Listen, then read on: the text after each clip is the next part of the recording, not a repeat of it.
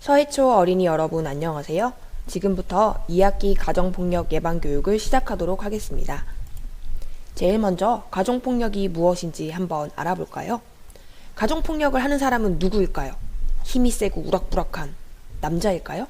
아닙니다. 가정폭력은 누구나 할 수 있는 나쁜 일이에요. 예를 들어 엄마가 할 수도 있고 아빠, 할머니, 할아버지가 할 수도 있고요. 형이나 오빠가 할 수도 있고 누나나 언니가 할 수도 있고 심지어는 동생이 나에게 할 수도 있는 일입니다. 같이 사는 가족이 아니더라도 친척이 하는 것도 가정폭력에 해당해요. 그렇기 때문에 가정폭력을 반드시 어른에게만 일어나는 일이라고 생각하면 안 됩니다. 그렇다면 가정폭력은 누가 당하는 걸까요? 가정폭력은 상대적으로 힘이 더 약한 가족이 당하는 것입니다. 심지어는 어린 자녀가 엄마한테 가정폭력을 하는 경우도 있다고 해요. 이러한 가정폭력은 3번 어떤 식으로 일어나게 될까요? 주로 신체폭력, 언어폭력, 정서적 폭력, 방임에 의한 폭력 등이 있는데요. 예를 들어 주먹이나 발로 때리는 신체폭력이 있고요. 그 다음 물건을 던지거나 부수는 위협을 주는 폭력이 있고요. 고함을 치거나 욕을 하는 언어폭력이 있고 혹은 집에 못 들어오게 하거나 집에서 내쫓고 그 다음 무서운 눈빛으로 윽박 지르는 것들 전부 다 가정폭력에 해당한다고 볼 수 있습니다. 그렇다면 이러한 가정폭력은 왜 참으면 안 될까요? 사랑하고 소중한 나의 가족이니까 한 번쯤 참아도 되는 거 아닐까요? 연구 결과에 따르면 가정폭력은 보통 반복되고 더 심해지는 경향이 있다고 해요. 여러분이 이 사실을 인지하고 그 고리를 끊지 않는다면 계속해서 더 심해지고 반복될 가능성이 높기 때문에 가정폭력은 참아선 안 됩니다. 그렇다면 가정폭력을 당했거나 당하고 있다면 어떻게 하는 것이 옳을까요? 앞서 말한 것처럼 가정폭력을 당하거나 당한 적이 있다면 겁먹지 말고 꼭 선생님이나 경찰에게 알려야 해요. 영상으로 한 번 더 살펴볼까요?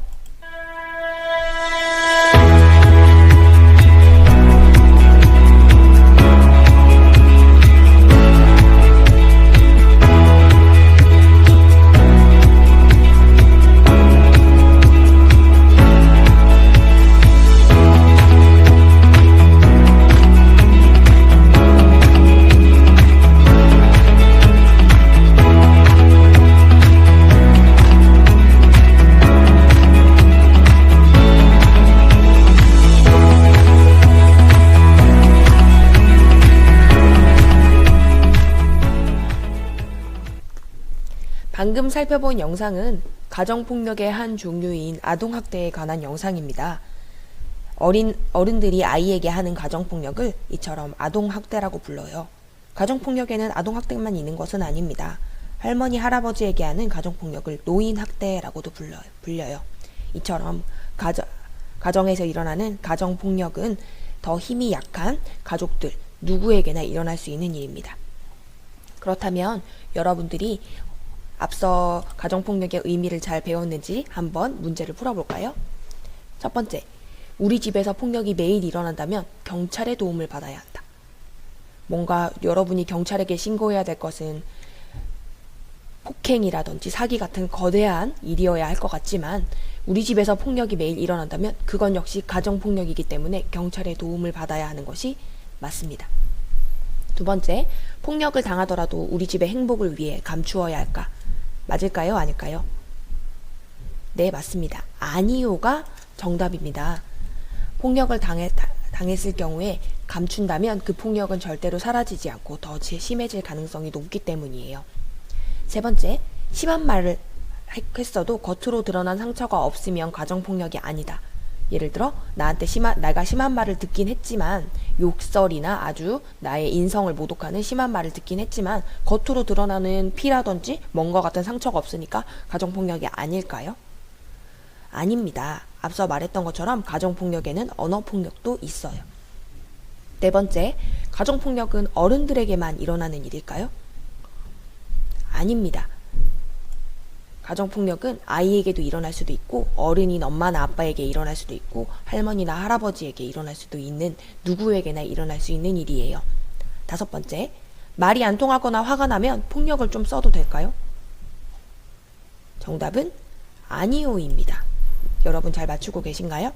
말이 안 통한다고 화가 난다고 폭력을 쓰는 것은 안 됩니다. 폭력은 어떠한 이유로도 정당화될 수 없기 때문이에요.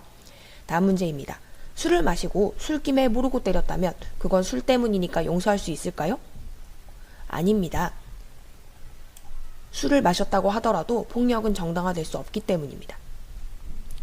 누군가 맞고 있는 것을 보았다면 경찰에 신고해야 할까요? 네, 맞습니다. 경찰에 신고를 해야 합니다. 하지만 좀 무서워서, 엮이기 싫어서 신고를 안 하는 사람들이 많은데요. 우리가 이렇게 폭력 앞에 침묵한다면 폭력은 우리 주변에서 절대로 사라지지 않을 거예요. 마지막, 부모님이 아이를 때리는 것은 교육을 시키는 것이니까 참아야 할까요? 아닙니다. 체벌 또한 폭력에 해당하기 때문에 절대로 이루어져선 안 되고요. 앞서 살펴본 영상에서처럼 체벌을 하거나 때리는 것보다 말로 타이르는 것이 교육적 효과가 훨씬 더 좋다고 해요. 많이들 맞추셨나요? 그렇다면 이렇게 가정폭력을 당했거나 당하고 있다면 112에 신고해야 될까요? 뭔가 경찰에 신고하면 무섭고 당장에 사랑하는 엄마 아빠가 혹은 형이나 언니 오빠가 동생이 처벌을 받을까봐 두려우신가요? 꼭 경찰에 신고하는 것이 아니어도 도움을 받을 수 있는 기관들이 많이 있습니다. 제일 먼저 여성긴급전화 1366인데요. 이곳은 전화로 여러분의 이야기를 듣고 어떻게 여러분을 도와줄 수 있을지 상담해주는 곳이라고 해요.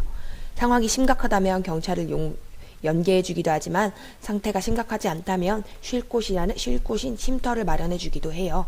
그래서 여러분이 안전하게 전학을 가거나 학교를 다닐 수 있도록 도와준다고 하니 1366 기억해두면 좋겠죠? 그 다음 가정폭력 피해 아동 상담실인 반디톡톡 어플을 이용하는 것도 좋을 거예요. 채팅으로 상담할 수 있다고 하니 목소리로 말하기 두려운 친구는 기억해두면 좋을 것 같아요. 마지막으로는 보건복지부 산하의 아동보호 전문기관입니다. 이곳 역시 상담을 해주고 어려운 아동을 도와주는 것이기 때문에 112에 신고하거나 1366에 신고하면 자동으로 연계된다고 해요. 이제 여러분이 가정폭력에 대해서 잘 배워보았는지 마지막 문제를 한번 풀어보도록 하겠습니다. 이럴 때 나라면, 여러분이라면 어떻게 해야 할까요? 우리 집은 매일 시끄럽습니다. 아빠는 맨날 술만 마십니다. 아빠가 술을 마시고 오실 때면 현관문 발소리에서부터 알 수 있습니다. 그러면 나는 동생과 방에 숨어 있습니다. 그런 날은 아빠는 소리 지르며 엄마를 때립니다. 욕을 하고 물건을 던지기도 합니다. 동생이 무서워서 울면 전 조용히 하라고 말합니다. 동생이 우는 소리가 들리면 아빠는 우리 방에까지 들어와서 동생도 때리고 그럴 때마다 말리는 엄마를 아빠가 또 때리기 때문입니다. 이런 날이 반복되니까 하루하루가 지옥 같고 밤이 오는 것도 무섭고 집에 가기도 싫습니다. 위의 이야기에서 나는 어떻게 해야 할까요? 첫 번째, 아빠보다 힘이 약하니까 그냥 참는다. 맞을까요? 아닙니다. 힘이 약하다고 참는다면 그 폭력은 반복되고 더 심해질 뿐입니다. 112에 신고해 도움을 받을까요? 네, 맞습니다. 경찰에 사랑하는 아빠를 신고하기가 두려우신가요? 하지만 신고해야 됩니다. 아빠가 잘못된 것을 알고 그 행동을 고쳐야 하기 때문에 수사기관인 112에 도움을 받는 것이 좋습니다. 그 다음 1366에 전화해 도움을 청한다. 방금 배워본 번호죠? 맞습니다. 1366 여성 긴급전화였죠? 도움을 받을 수 있습니다. 네 번째, 가까운 이웃에게 알리고 도와달라고 말한다. 예를 들어 112에 신고하기도 두렵고 1366에 전화하는 것도 마음의 거리가 멀다면 가까운 이웃에게 알리고 도와달라고 말하는 것도 좋은 방법입니다. 보통 가정폭력이 일어나고 있을 때 주변에서 도와주고 싶지만 남의 가정에 끼어드는 것이 두려워 선뜻 도움을 주지 못하는 경우가 많다고 해요. 적극적으로 도와달라고 알리면 여러분 주변에 여러분을 도와줄 사람이 아주 많을 거예요. 이상으로 2학기 가정폭력 예방교육을 마치겠습니다.